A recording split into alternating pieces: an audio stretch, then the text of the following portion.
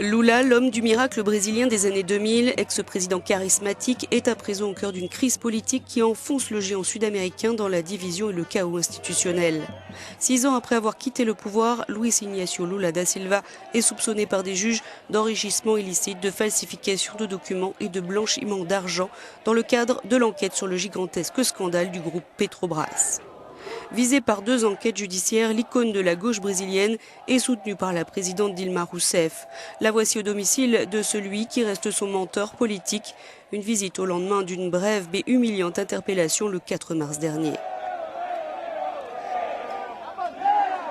Alors quand quelques jours plus tard, la présidente le nomme ministre d'État, chef de la maison civile, les crispations se font plus fortes.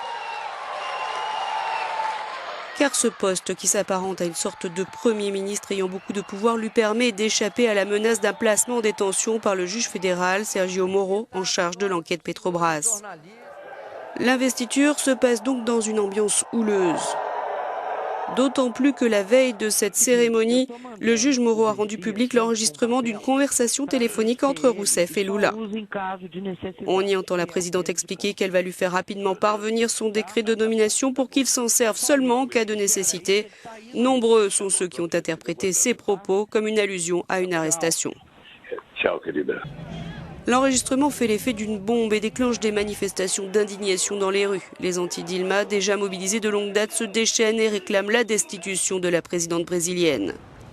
C'est le soir même de l'investiture que les députés ont donc lancé la procédure de destitution contre la présidente, une procédure complexe qui prend du temps. Depuis décembre, l'opposition a tenté de l'évincer du pouvoir. Elle accuse Dilma Rousseff d'avoir maquillé les comptes publics de 2014 et 2015 pour camoufler la crise économique et favoriser sa réélection. Elle l'accuse aussi d'avoir financé sa campagne électorale avec des fonds de Petrobras.